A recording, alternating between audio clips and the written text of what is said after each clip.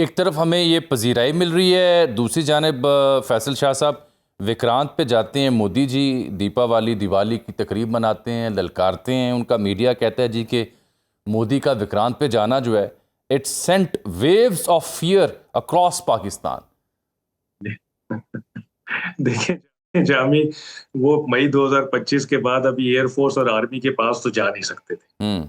वो जाके उनको ये तो नहीं कह सकते थे दिवाली पे कि बेटा बड़ा अच्छा काम किया, 7 जहाज गिरवा दिए, S-400 की बैटरी तबाह करवा दी, ब्रह्मोस मिसाइल का स्टोरेज तबाह करवा दिया, अपने हेडक्वार्टर्स तुमने जलवा दिए।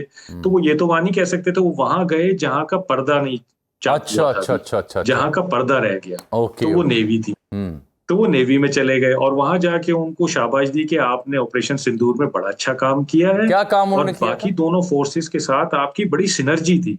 नहीं अब नहीं। मैं आपको बताता हूं हाँ। कि क्या अच्छा काम किया और क्या सिनर्जी थी। हम्म। देखिए, ये इंडियन नेवी है जो कि इंडिया की प्राइड है, हम्म। और उसमें एयरक्राफ्ट कैरियर भी है, न्यूक्लियर सबमरीन्स भी हैं, और बेतहाशा जहाज जहाज है, 100 से जायद जहाजों प्लेटफॉर्म्स की ये नेवी है। अपने आप को ब्लू वाटर नेवी कहलवाना चाहती है, नेट सिक्योरिटी प्रोवाइडर करना चाहती है। 400 मील यानी 700 किलोमीटर से करीब ये पाकिस्तान के नहीं फटकी। अच्छा। जिस ब्राह्मोस मिसाइल का मोदी साहब जिक्र कर रहे हैं अपनी तकरीर में, उसकी रेंज है 450 किलोमीटर। हम्म। 700 किलोमीटर पे खड़े हुए हैं, हम्म। 450 किलोमीटर का मिसाइल लेकर।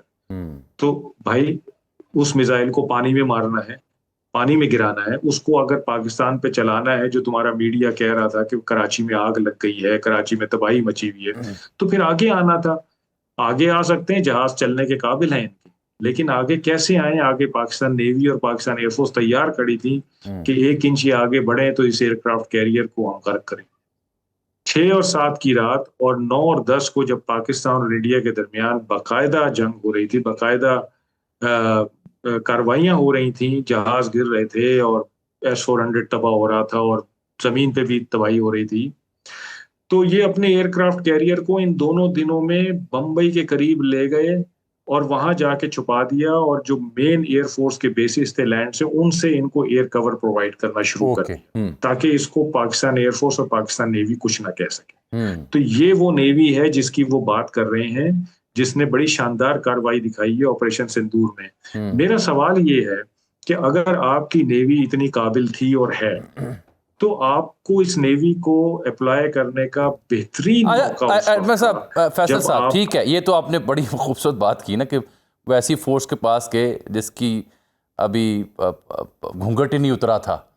तो मैं ये पूछना चाह रहा हूँ कि बिलफर्ज अगर वो पाकिस्तानी पानियों की जानिब पेशकदमी करते, तो जैसे JF-17 और PL-15 मिसाइल चला के या दीगर हथियार इस्तेमाल करके राफेल नीचे गिराए, तो क्या हमारी एयरफोर्स और नेवी इस पोजीशन में थी कि ऐसा कोई जवाब दिया जाता भारत को? मैं आपको जामी ये बता रहा हूँ कि हम ट्रिगर हैप्पी और कॉकपिट रेडी थे अच्छा। कि ये 1 इंच आगे बढ़े, और ये इनका जो प्राइड है, जो इनके क्या कहेंगे कि नाज है, उस उसकी ट्रॉफी हासिल कर लें। हम्म। ये मैं आपको बिल्कुल हल्फन बता रहा हूँ। और मैं आपको ये बता रहा था पिछले सवाल के जवाब में भी कि अगर इस नेवी को इन्होंने करना था तो उस वक्त बेस्ट टाइम था जिस वक्त इन एयरफोर्स और आर्मी में इनके नुकसानात हो रहे थे। जो सिनर्जी की बात कर रहे थे मोदी साहब, तो नेवी ने ये सिनर्जी दिखाई कि एयरफोर्स के जहाज गिरने दिए और आर्मी की तबाही होने दी जमीन पे, और खुद कुछ नहीं किया।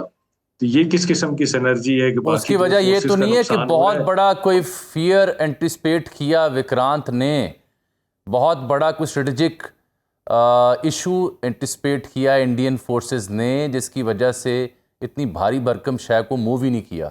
They knew what exactly can happen. Exactly.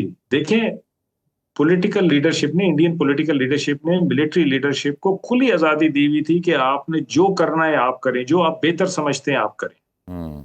तो इंडियन मिलिट्री लीडरशिप ने, नेवल लीडरशिप ने यह फैसला किया कि हमने सी फ्रंट नहीं खोलना। उसकी जी। कोई वजह होगी, हम्म। और उसकी वजह यह थी कि उनको यह अंदाजा था कि हमने अगर ये सी फ्रंट खोला तो उससे 5 गुना ज्यादा नुकसान हमें पहुंचेगा, हमारी ट्रेड को पहुंचेगा, हमारे पोर्ट्स को पहुंचेगा, हमारे लोगों को पहुंचेगा, हमारी नेवी को पहुंचेगा। ठीक।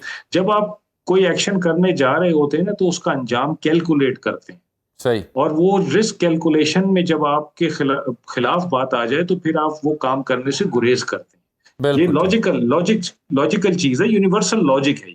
बिल्कुल तो ठीक। ये उनकी जो नेवल लीडरशिप थी उसने ये जब कैलकुलेशन की और उनको ये नजर आया कि नहीं, इसमें हमें कोई फायदा नहीं होगा, जो नुकसानात हवा और जमीन पे हो रहे हैं बस वो काफी हैं, हमें ज्यादा सी पे नुकसानात करवाने की जरूरत नहीं है, तो उन्होंने ये काम नहीं किया। बहुत तो ये बहुत बिल्कुल क्लियर है कि बिल्कुल ठीक। उनको एक खौफ था, उनको एक डर था, और जिसकी वजह से वो जो 400 मील की लाइन थी उससे वो आगे क्रॉस नहीं ही बढ़ नहीं हुई। सके, यानी ठीक है। 700 किलोमीटर से बहुत बहुत कम शुक्रिया